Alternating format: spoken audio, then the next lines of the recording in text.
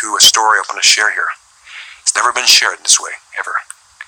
But my great-great-grandfather's name was Owlman. He was both the chief and the Itasha and the head of the Holy Man Society for the White Swan Dakotas. And he had this beautiful bay horse he was raising. He wouldn't let anybody else ride it. And there was 300 Yankton's riders had come together, and 3 Oyates had come together.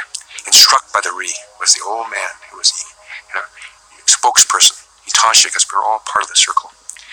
And they were waiting for the spring herd to come up. And we had a prophecy that said that there would be a white buffalo would appear. Before this winter time came, we didn't know what this winter was. How do you know what untruth is if you live in truth? How do you know what hatred is if you live in love? How do you know what the destruction of Mother Earth is when you only respect her and love her? So we had no idea what this wintertime. But they said a white buffalo would appear. And of course we always would pray before we hunted. When that white buffalo gave itself, because to understand these buffaloes, that's why we learn from them. The old bulls are on the outside. They're going to give up first. The younger bulls. And the older women. In the center are the little children. And right in the center is the white buffalo. Because they're total albinos. You have pink eyes, pink toes, pink tongue. They're sighted. So that's why they're in the center. Because they protect them. Protect anything that's weaker in the center. And so you might see one of these maybe once every 80 years. And that's when there was millions and millions. So this occurrence of one every year now is an incredibly special sign. These white animals appearing everywhere. So his son, Brown Bear, who was mentoring, Maltori Brown Bear, came to him and says, Ate, father, can I ride this bay horse in this hunt? He hadn't allowed anybody to ride him, and people were amazed. Why would they allow him to ride that horse? He said, yes, he said. Jinx, my son. He said, but be very careful. So sure enough, ranged in all their holy societies, they looked down, here comes these buffalo. The scouts came and said they're coming, so they went. 300 men on horseback. All arranged. And of course you had to have your best buffalo horses going to the center of that herd. Because when that thing got thundering, that's where the best meat was, you see, in the center. But you had to prepare yourself.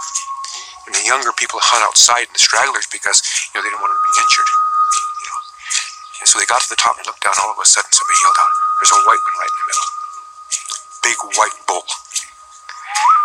And they've been waiting for this because this was holy to us, but it was the sacrifice of this giving itself, that remembrance that if we would endure, and from these lineages, of which, many of our spiritual leaders share, and everybody has these kind of sacred prophecies, but I want to share this one, as been talked about before.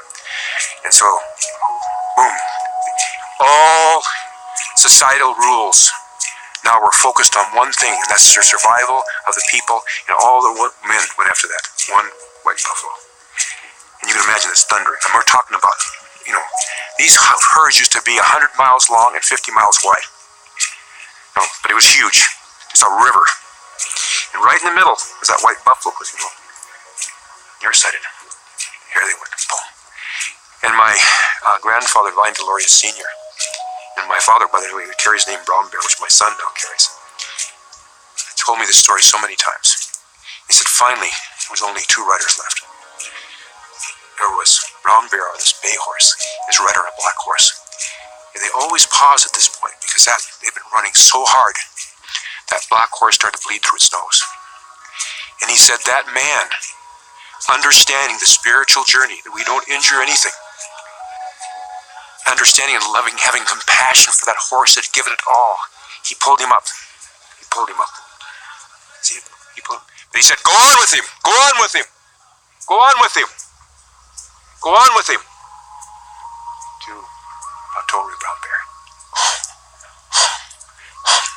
Now if you think about this, here's this big white buffalo. He's coming up.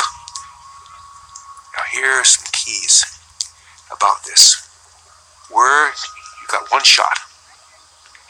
There's certain physical qualities about that rider that you have to actually take that white buffalo in one shot. Think about it. First thing is, where's the heart? This side. Right? So when the buffaloes run, they take their front arms, they stretch their ribs. You've got to put it right in between the ribs. Another quality you have to have. Physical quality. You can't be right-handed. You have to be left-handed. And you got to be tall. Stretch that. Left-handed, that side. Sure enough. You pull it back. Clear to the quills. Went down. He said, I got him. All the riders came in, they wept. They cried. Because they knew they'd given this life. Because this was coming, whatever this was. And they had to remember this moment until the springtime came.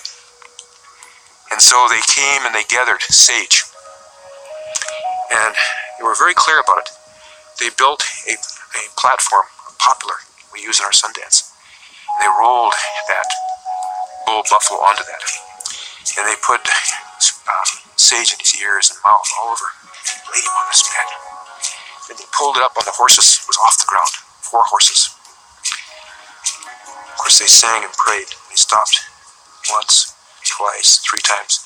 They came in. They all lined up. Everybody lined up. Brought him in. And they ate. Of course, what you do is eat together. They eat. They had communion. One last time